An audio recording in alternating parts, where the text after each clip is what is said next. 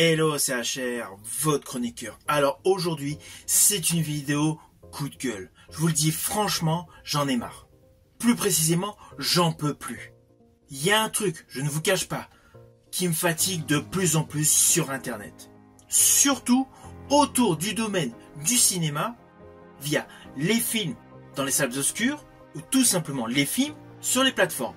Au jour d'aujourd'hui, il y a une manie de suiveurs. Oui, vous devez vous dire, mais de quoi il parle?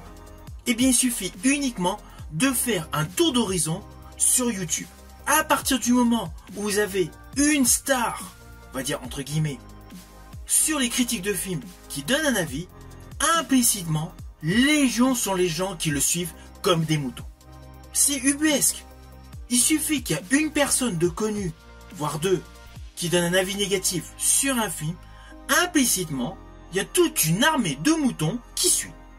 Et le pire, c'est qu'il y en a qui reprennent exactement les mêmes phrases. Alors oui, je ne dis pas que mon avis est le meilleur du monde. Je peux aimer un film et des centaines de personnes peuvent le détester. Il n'y a aucun souci. C'est ce qui fait justement la richesse de notre monde, c'est avoir des opinions différentes.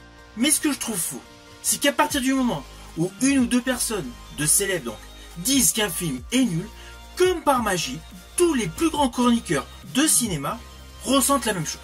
C'est un truc de dingue. On peut très bien aimer ou ne pas aimer un film, mais avec des raisons différentes. Là, comme par magie, c'est toujours avec le même motif. C'est ce que j'appelle les chroniques suiveuses. Et alors le pire, c'est tous ceux qui font une critique sans avoir vu le film. Ça, c'est réellement un truc de ouf. On va pas se mentir. Étant fan de cinéma, et je vous l'ai déjà dit dans une précédente vidéo, je suis un grand cinéphile. Donc forcément, lorsque je regarde un film, il y a des codes, voilà, des habitudes qui se font de manière instinctive. Et lorsqu'on va voir un film et qu'on s'aperçoit qu'il y a certains chroniqueurs qui ont donné un pseudo-avis, mais qui in fine n'ont pas vu le film, car ils n'ont pas détecté des choses clés pour des accros du cinéma, cela interpelle. C'est pour cela que je trouve ça ubuesque. Il suffit que vous avez une personne qui donne un avis, et là, comme par effet de magie, c'est l'application de la théorie des dominos, l'opinion est balancée, sans argument, et pléthore de personnes reprennent ça en boucle. Ça, c'est totalement fou. Cela n'empêche pas que j'ai pleinement conscience que je peux aimer certains films que d'autres critiques de cinéma n'aiment pas, et vice versa. Il n'y a aucun souci. Mais ce qui m'interpelle réellement, c'est le fait de tout de suite casser un film, critiquer un film à 100%, sous prétexte que c'est dans l'air du temps. Ceci dit, ce n'est pas d'aujourd'hui. Jadis, je repense, lorsque John Carpenter sortait un film, mais il était souvent critiqué, notamment pour son film The Thing, qui aujourd'hui est considéré comme un film culte. Là, ce qui m'interpelle, c'est qu'au jour d'aujourd'hui, il y a de la critique à tout va pour faire le buzz, et surtout, on ne voit la qualité d'un film qu'au vu de sa réussite au box-office. Alors je suis désolé, je ne suis pas du tout dans ce délire. Lorsque je vous dis qu'un film est selon moi intéressant, captivant, c'est qu'il a principalement réussi sa fonction. C'est-à-dire vous divertir et vous tenir en haleine. Principalement, c'est le but d'un film. Vous changer votre quotidien, vous faire oublier vos soucis, vous permettre de vous évader totalement. Et par l'occasion, pour certains films, vous permettre de vous imaginer vivre la même expérience. Mais bon, ça c'est pour certains cas cinématographiques. Mais de là à critiquer à tout va, lorsqu'un film n'est pas 100% dans ce qui vous correspond, je reste perplexe. Et se baser uniquement sur la réussite au box-office, je reste perplexe. Je prends dernièrement un film qui n'a pas du tout rencontré son public dans les salles obscures. Le grand western de Kevin Costner, Horizon, qui est selon moi un très bon film. Il est superbement réalisé, les décors sont époustouflants, car ils sont portés par des paysages magnifiques. J'ai vu pléthore de chroniqueurs qui ont descendu la mise en scène de ce film. C'est un truc de dingue. Qu'on l'aime ou qu'on l'aime pas, ok. Mais critiquer la qualité photographique et de réalisation, non. Par contre, bizarrement, dans la même chronique, on entend « il n'a pas réussi au box-office ». Mais comme je vous l'ai dit précédemment, une réussite au box-office ne veut pas dire, selon moi, excellent film. Je conçois qu'il y a des films qui divertissent, comme Minecraft, mais selon moi, ce n'est pas un super film. Faut arrêter les conneries. C'est un bon divertissement. Mais ce film, in fine, a mieux fonctionné qu'Horizon. C'est indéniable. Mais lorsque je fais le parallèle entre Minecraft et Horizon, il n'y a pas photo. En termes de qualité de film, en termes scénaristiques, Horizon est 100 fois meilleur. Donc c'est pour cela qu'il faut arrêter de juger un film par rapport à son box-office. Surtout qu'in fine, c'est totalement biaisé. Il y a des films officiellement qui n'ont pas cartonné. Pourquoi? Parce que tout simplement ils avaient un budget extrêmement conséquent. Donc ils ont remboursé la partie budget, la partie marketing, mais n'ont pas généré de profits supplémentaires. Du coup, implicitement on dit, bah le film est bidon, il n'a pas marché. Et un film qui a coûté beaucoup moins cher, qui a eu à la limite moins d'entrées en salle, peut être considéré comme un succès car il a rapporté des bénéfices. C'est pareil.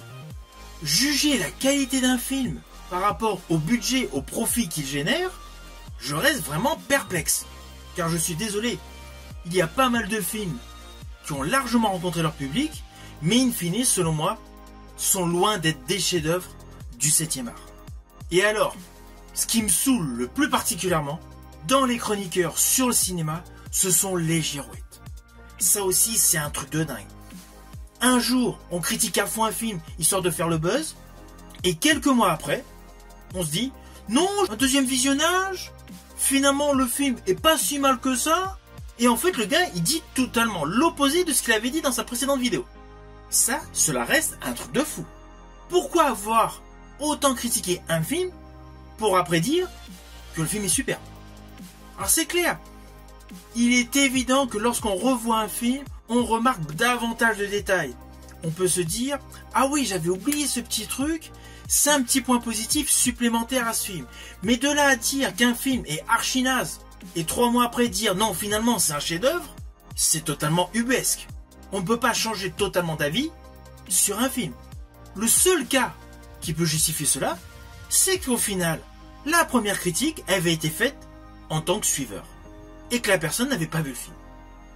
Moi, ce qui m'interpelle réellement, c'est tous les fameux chroniqueurs qui ne s'aperçoivent pas que beaucoup de films actuels sont des remakes. Et le plus souvent, des remakes cachés. Alors je ne dis pas que j'ai la science infuse sur le cinéma, mais je fais partie des grands cinéphiles, des grands passionnés, et en plus, jadis, j'ai géré un ciné-club. Donc je pense avoir quand même quelques bases. Ceci dit, je le dis haut et fort, j'estime aucunement avoir la science infuse, quel que soit le domaine. Et des fois, je peux aimer des films totalement nazes, qui me rappellent ma jeunesse, et aimer des films qui sont de purs chefs-d'œuvre. De toute manière, au vu de ma chaîne YouTube, vous avez pu remarquer que je suis extrêmement diversifié en goût cinématographique. J'apprécie autant de regarder Le Faucon Maltais avec Humphrey Bogart et Avatar, 2 films totalement antagonistes. Avec ces 2 films, je prends autant de plaisir. J'ai pris ces 2 films comme exemple, mais en fait, il y en a des tonnes et des tonnes.